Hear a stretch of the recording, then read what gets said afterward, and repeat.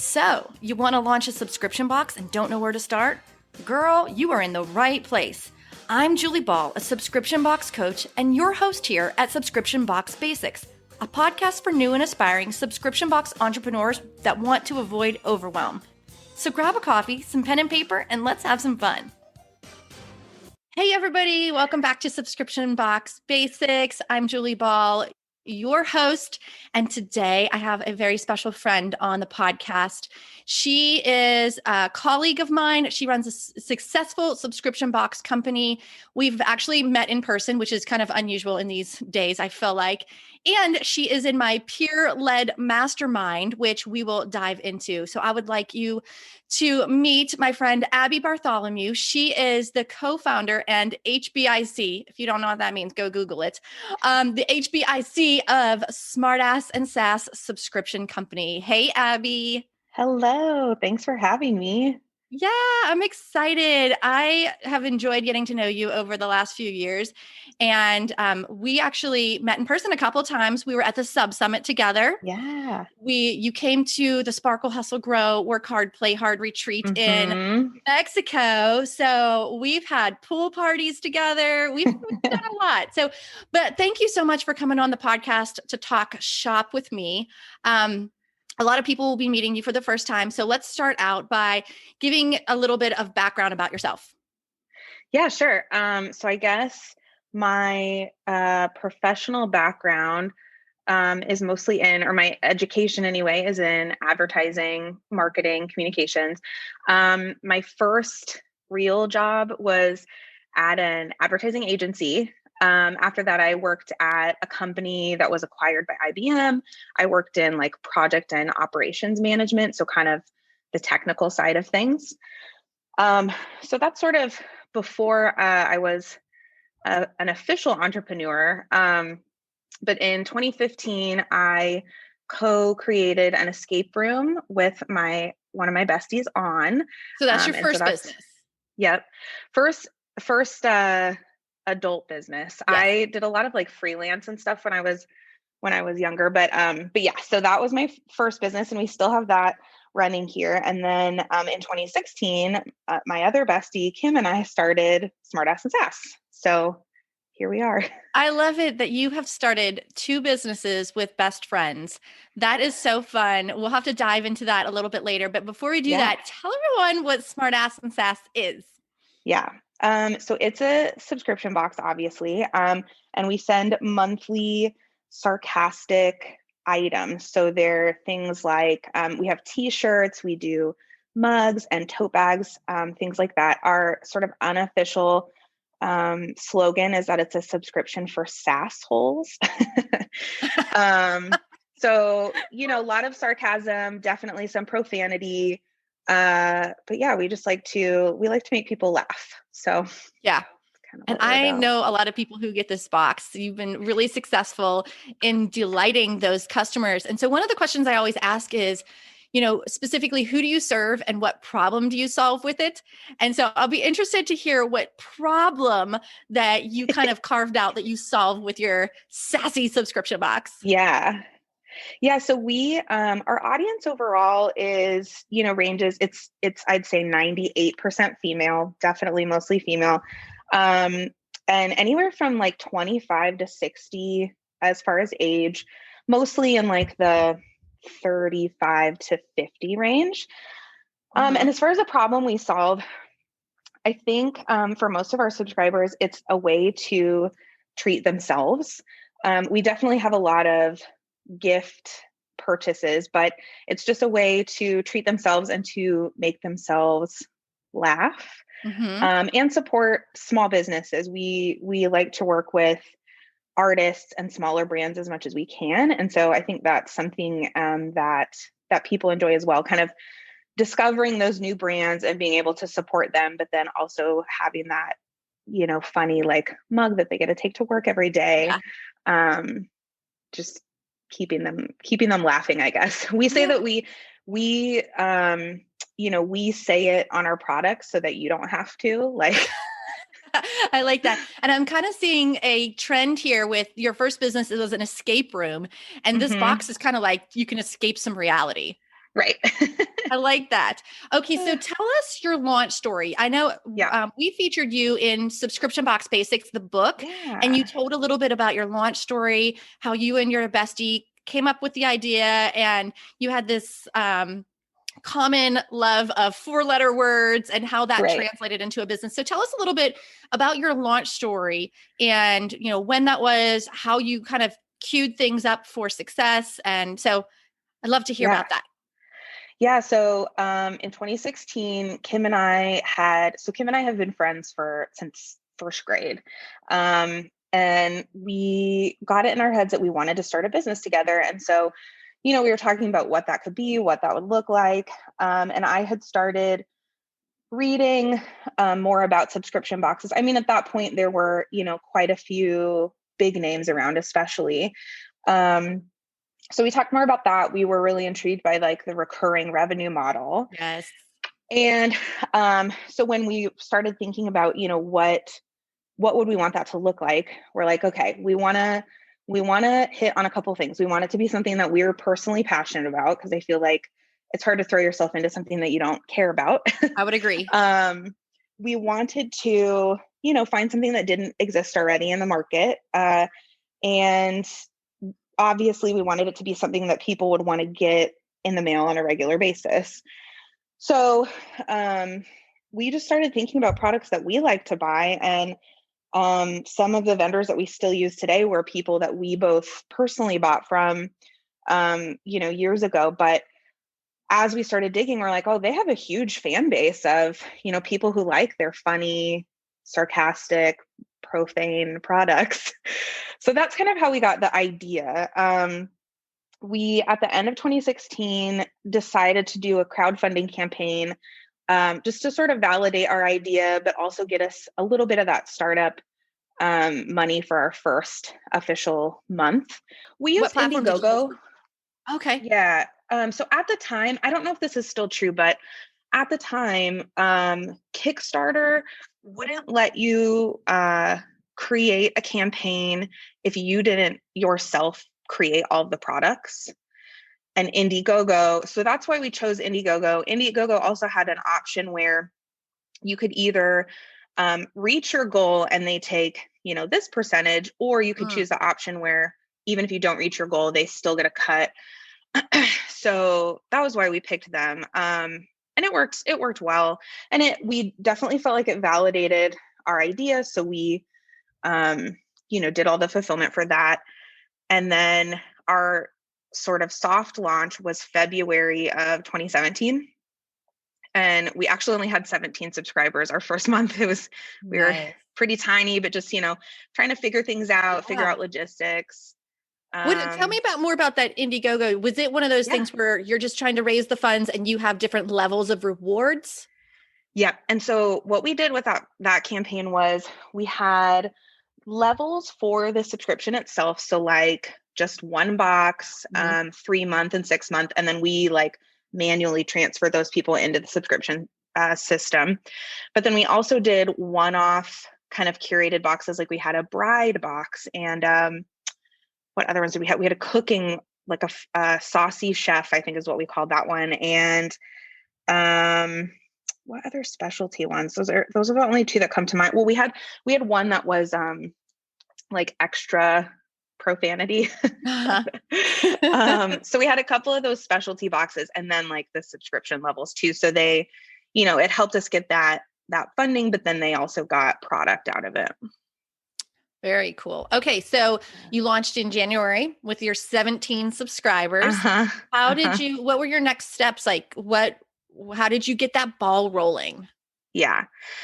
So we started out on the CrateJoy. I mean, we're still today on CrateJoy's platform, and especially in year like 1 and 2, CrateJoy's marketplace was huge for us. I think in those first 2 years, we averaged like 65% of our subscriber base came from the marketplace. Wow. Yeah. And so I think in addition to just the general exposure of being on that marketplace, CrateJoy, when you work with them in that way, they have a lot of PR efforts and stuff. And so we got featured that first year, we got featured in Style and BuzzFeed and So they got us a lot of good exposure that I think just helped us, get our footing. And Yeah. I remember yeah. when I first started too in 2016, my early stages of 2017, I was getting featured a lot in Cratejoy Marketplace things too. And I get people that ask me all the time, like, how do you get featured? And I know that it has to do with, how well your marketplace listing is set up. So videos Uh-huh. and images and descriptions and how well that converts. But also, Mm-hmm. I don't know if you knew this, you can just email their marketing team and pitch yourself. I believe that the email address is marketing@cratejoy.com. And Nice. so, yeah, so say that there's like a sassy holiday coming up and you're like, Yeah. okay, we have something to say about this. Like you can send them a quick email pitch. I've done it a couple of times and like brought to mind that like, hey, it's Women's Entrepreneurship Day or whatever for Sparkle Hustle Grow.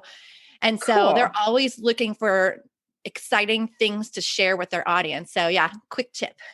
That's awesome. I didn't know that. Yeah. Okay, so what were some of the big challenges you had? And like again, how did you get that momentum rolling though after, just other than the marketplace? Yeah. So I think in our first year, one of our bigger challenges was clarifying like who we are and what we do. One of the things that sort of came with that is that we figured out that sarcasm isn't necessarily universal. Like not everybody laughs at the same things. And Yeah. so we sort of had to loosely define like what that means to us. And so really that just, I guess, how that expressed itself is in all of our messaging and marketing. So one of the things was like, well, we did a bunch of surveys with our subscribers asking questions about like the things they like, the things they don't like. One of the things we were really sort of cautious about in the beginning was like, how much profanity are you comfortable with? And so in one of our first big surveys, we asked that question, and 75% of subscribers were like, give me all the 4-letter words.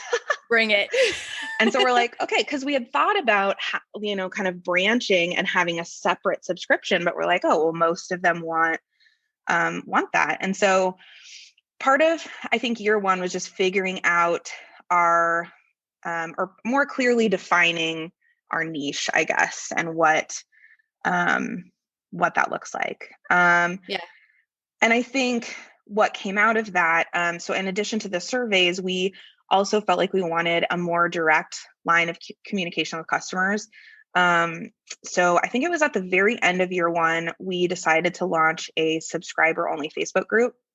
And part of it was to offer them like exclusive discounts and exclusive products and stuff like that. But it also gave us a more direct way of doing like one-off questions. So we could say like, hey, we're thinking about doing, we're looking for a product for our March box. Do you guys want a fanny pack or do you want a, pool bag or neither? I'll take the fanny pack, please. Right. So that's been really helpful. And like phrasing too, because sometimes we get stuck on like, it's at the end of the day, sometimes it's hard to know if subscribers, like if something's going to be a hit or not. So it just gives us that platform to say, hey, do you guys like this? And they've told us time and time again that they love being involved. Like they love seeing, like answering that poll question and then 2 months later seeing the outcome. Yes. So that's been, we do the same thing. It makes them more loyal, when they buy into it and they're helping make the decisions, it's twofold. Like they get really excited about it, but it also takes the weight off of our shoulders as the business owner to make that decision. And we found it to be really helpful too, with just like the, like more boring communications of like, our January box had some delays. And so we communicated over email, of course, but like inboxes are so full these days. And so we shared in the Facebook group, and so many of them just comment that they appreciate how transparent we are and how much we communicate. So I think that was, a huge problem, but then a great fix for us. Yeah. And you have thousands of subscribers. So I imagine that Facebook group is probably pretty active. Yeah. Yeah. It's crazy. Do you have a community manager or something like that to help you manage it? Yep, our customer experience manager does like Nice. all of the inbox stuff and all of that. And yeah, it does get pretty intense, Yeah. especially at like shipping time of the month. Yeah, we Yeah. definitely use it in very similar manners, as far as like asking this or that for Hmm. a poll on a product or communicating information, really important information. We love to post a sneak peek 2 days Yeah. before renewal day.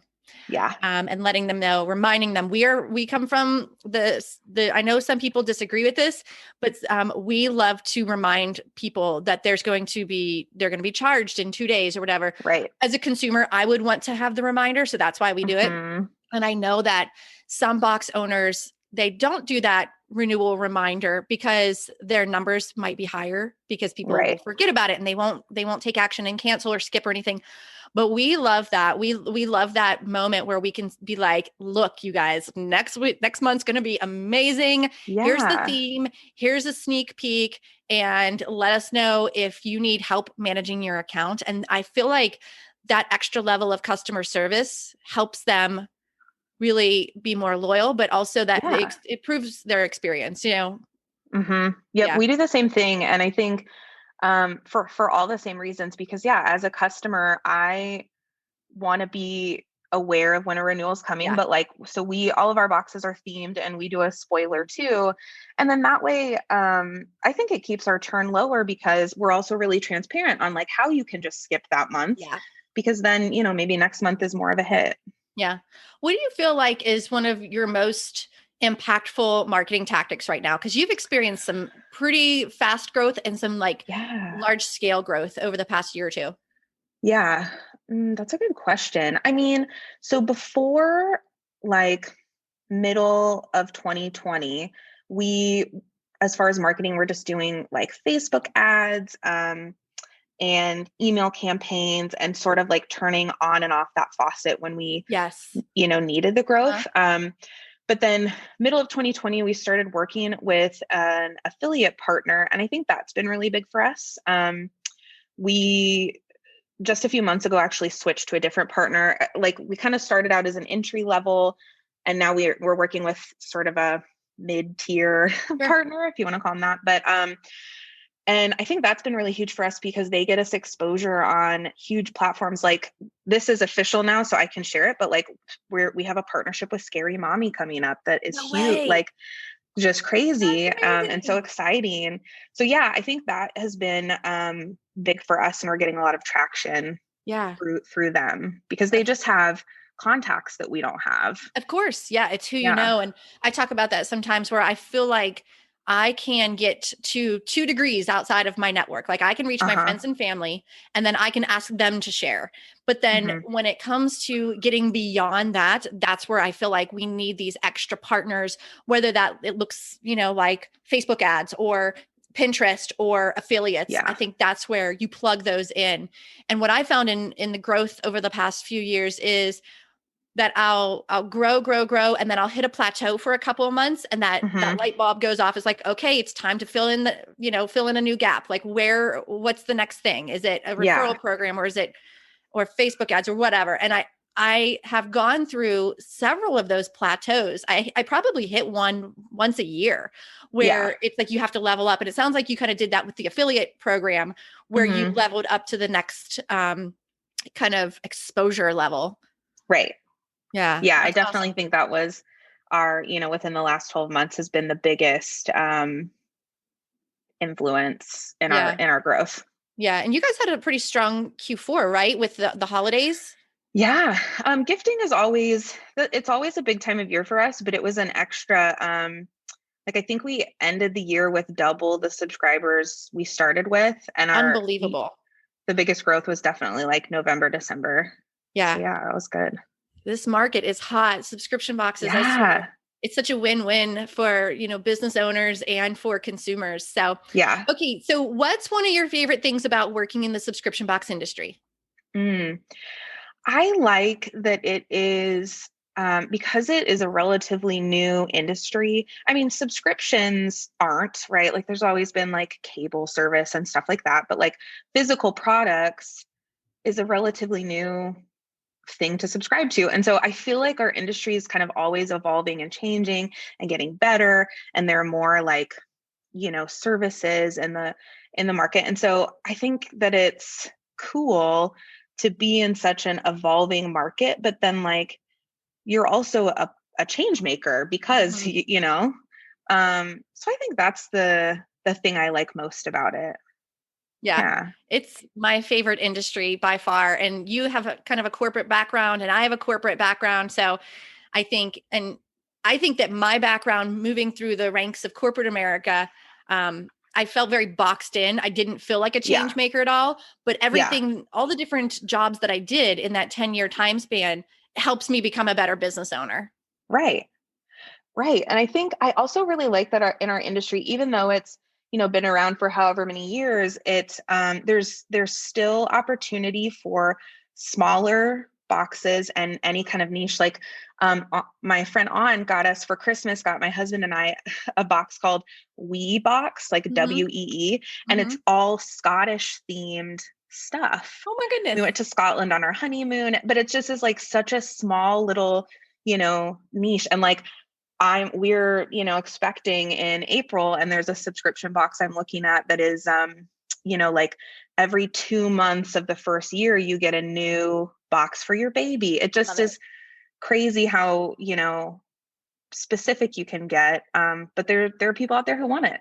Yeah. Oh man, I love that. And you're so right about the niches. Like I really believe, you've probably heard me say it before, that you got to like niche down and niche down again, because there is room for more in the industry. It is a hot industry. Yeah. There are a lot of boxes out there, but if you just carve out something that you solve a problem for a very specific audience, there's room for you. And so I come from that abundance mindset. And so I love those ideas that you had, the Wee box. That's so cool. I never heard of that one. I'm definitely going to look that one up. Yeah. So, okay. So what's everyone listening? They're either new or aspiring subscription box business owners. What is one piece of advice you can give them? Maybe something that you learned the hard way. Yeah. I think the biggest piece of advice I would have is to listen to your customers, but to listen critically, because I think, you can get, like I was talking about, our Facebook group has been one of the biggest things for us in sort of defining what we're about and all of that. And it's given us ideas for changes to make and feedback on what we're doing. Gives you insight to your target audience, all of those great things. I think you have to be critical though, because at the end of the day, like you just have to be able to take it all with a grain of salt, I guess. Like, because sometimes you're going to get feedback that either is just like, one person's opinion, or so I guess that's my advice is find a good way of getting feedback from your customers, or having like an open dialogue if you can. But then just, also know that at the end of the day, it's your business. But yeah, I think that can help you make informed decisions and help you grow, help you scale. I think that's great advice. I keep hearing a trend of this, and we do this as well, that people are, when I'm interviewing people, they're saying, I asked my audience this, or I surveyed my audience. And I think that is so important to tap into that. And you're right. One response might be the all caps yelling angry customer that hurts you deep in your heart. Yeah. But if you're the outlier, and then if they're not representing what everybody feels, or even like a segment of your audience feels, then don't pivot just because of one person. Right. And that's easier said than done, because I know when I see things, when someone's really angry and they're very vocal about it, that can be really hurtful. But what you really need to do is look for those trends. Exactly. Yeah. Yeah. Yeah. And we had, it makes me think of back in I think we had only had the Facebook group for a few months. So it was 2017, but we had a box that was a total flop. We just had a couple products that were lower quality than what we would have wanted. And, people see through that. And so the Facebook group was pretty outspoken about. I've been there. Yeah. Yeah. But, even though that was difficult, at that point I was managing the back and forth, and it's so hard because it's your business baby, and but at the end of the day, it was feedback we needed to hear. And so we, took that to heart and really like made sure that the quality of the next box and obviously going forward was better. And again, it's like people then the next month and the month after that saw those changes and felt like they were, having an impact. So yeah, we've definitely had some of those months and we've made some changes based off of that. Sometimes I wish though, Abby, that people would be a little nicer about things. Yeah, sometimes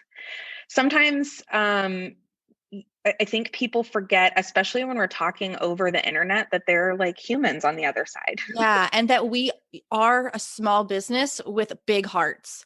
And we're not doing anything intentional to hurt someone or to disappoint them. Right. And so, yeah, I really needed, one of my first hires was someone to manage my customer service inbox because it was too hard for me on an emotional level to Yeah, dig me through too. those and respond all the time. So yeah. But anyhow, I wanted to talk before we wrap it up. I wanted to talk real quick about this peer-led mastermind that we do, and I think it's so impactful for us. So, if you guys didn't know, I'm in a small group mastermind with Abby. Other people that are in the group are Betsy Wild from We Craft Box and my box bestie Jessica Principe from All Girls Shave Club, and the four of us are all in very similar levels of our business. We're all very much open books and we want to help other women entrepreneurs. So we just decided on a whim one day. I was like, let's just all jump on a call together. And when we did, we're like, oh, this is good. Like, not only does it fill a bucket for me, at least, like as an extrovert, Abby, I know you're an introvert, but you show up and I love that. It like is this social thing, but we also help each other out in solving problems. So we'll jump on our call. We meet every other week for about an hour, if we can keep it to an hour.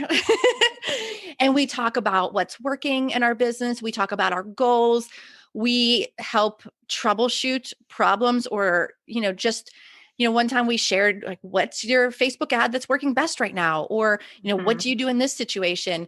And if you guys don't already have something like that, I highly recommend that you find some box besties that you can count on. Even if you just meet with them once a month, it just gives you a sounding board. Find people that are right around the same level as you or above so that you can learn from them. And Jessica and I were just talking about it the other day. We're like, we should do a podcast episode on how to find your box bestie and like why you need one. And talk more about these peer-led masterminds. Granted, I'm a coach and I run things like that. You can definitely do some of these things on your own. And have it's just a huge impact on your business. Yeah. I think it's been so great. I mean, obviously there are those conversations that we have about very specific business things, but then, it's just nice to have colleagues in your industry, but like sometimes we talk about personal stuff too, or kind of that gray area of like business and personal. So I think it's been like how you're expecting a baby and we're saying, how are you preparing for your maternity leave and how can we support you with that and stuff? So if you don't already have one, you guys need to get in that. There's so many Facebook groups right now for subscription box entrepreneurs that are very good and generous. And you can just network just like you would network at an event. And when you find some people that you really click with, then invite them to a coffee chat on a Zoom call and see what happens. Yeah. Cool. Okay. So Abby, if someone wants to subscribe or, follow you or watch what you're doing, where can they find you online? Where are you hanging out? Yeah. So we're on Facebook, Instagram, Twitter, Pinterest. All of those are at smartassandsass.com at Smartass and Sass. And then our website is smartassandsass.com. We do have a special discount code for listeners. So if you want to get 25% off either your first subscription or your first shop order, just use code SBB25. And you can order either of those. Dang. Thank you for that. 25% off.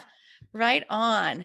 Well, I'm sure that we'll have some people checking it out. It's a super fun box. I know you offer a couple different versions too, like with a t-shirt and without. So, Hmm. there's all kinds of options. And if you are just wanting to like check it out, go to the shop. You guys have some really, really fun items in there. I know you do a lot of custom items that are made Hmm. specifically for your brand. And Hmm. maybe we can have you on another podcast and we can talk about what that even looks like. I know, yeah, Yeah. you and I have talked a lot about custom brand or custom products for your brand a lot. And I know people want to know that information. Yeah. Yeah, So for sure. awesome. Well, Abby, thank you so much for joining me on the podcast today. Thank It's been so you. much fun. I just really just want to give you so much gratitude. I love our friendship and our Me little pure led mastermind. And you are building an empire. too. We both are. That's the plan, right? Yeah. So, all right, guys, go check it out. Smartassandsass.com. Follow her on all the social media places. Thank you so much for joining us today, and we'll see you in the next episode.